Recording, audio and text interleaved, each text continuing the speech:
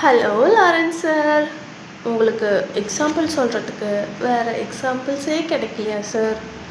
எவ்வளோ எவ்வளோ எக்ஸாம்பிள்ஸ் இருக்குது, எவ்வளோ விஷயங்கள் இருக்குது நியூவாக அடாப்டபிலிட்டி பண்ணிக்கிறத பற்றி பேசுகிறதுக்கு. உங்களுக்கு தெருநாயோட கம்பேர் பண்ணுறது தான் ரொம்ப பிடிச்சிருக்கா சார்? கேட்டால் நாங்கள் மக்களை தெருநாயின்னு சொல்லலை அப்படின்றீங்க. அப்போ யாரை சார் சொன்னீங்க? எதுக்கு சார் அந்த நாய்க்கு பிரியாணி போடணும், பிஸ்கெட் போடணும்? எனக்கு புரியலை நீங்கள் சொல்கிறது. இப்போது ஒரு வீடை விட்டு இன்னொரு வீடு காலி பண்ணி போனால் அந்த வீட்டில் எல்லாம் எப்படி இருக்குது, ஓட்ட உடசலாக இருக்கா, என்ன ஏதுன்னு பார்க்குறதுக்கு கொஞ்சம் டைம் எடுக்கும் அப்படின்னு சொன்னீங்க. சரி, அந்த தெருவில் இருக்க தெருநாய்ங்க கூட புதுசாக வந்திருக்கு அப்படின்னு சொல்லி குலைக்கத்தான் செய்யுன்றீங்க. அப்போ அந்த குலைக்கத்தான் செய்யுங்கிறத யாரை சொல்கிறீங்க? மக்களை சொல்கிறீங்களா? புரியலையே. நீங்கள் நிர்வாக பொறுப்பில் இருக்கீங்க அப்படின்னா அந்த நிர்வாகத்தில் கேள்வி கேட்கத்தான் சார் செய்வாங்க. புதுசாக யாரும் கேள்வி கேட்கலையே.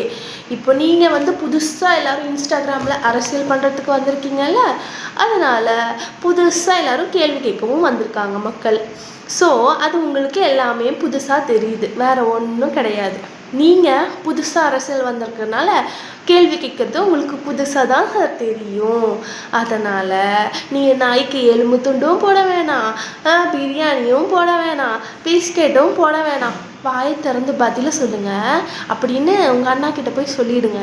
பதில் பேச சொல்லி ப்ரெஸ் மீட் வச்சு இன்டர்வியூ கொடுக்க சொல்லுங்கள். ப்ரெஸ் ஒவ்வொரு கேள்வி கேட்குறதுக்கும் பதிலை சொல்லுங்கள். மக்களை நேரடியாக சந்திக்க சொல்லுங்கள்.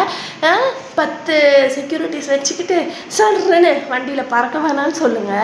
இதெல்லாம் ஃபஸ்ட்டு நீங்கள் பண்ணுங்கள். அதுக்கப்புறம் தன்னை போல் நாய்கள் இல்லை மக்கள் உங்களை தூக்கி வச்சு கொண்டாடுவாங்க. என்ன சரிங்களா?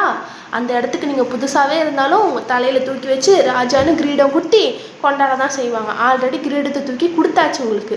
இதுக்கு மேலே என்ன பண்ணணுன்றீங்க? புரியல. என்னவோ சொல்கிறீங்க. வந்தால் நாங்கள் செய்வோம். வந்ததுக்கப்புறமும் 2 பேருக்குள்ளே தான் போட்டியே அப்படின்றீங்க.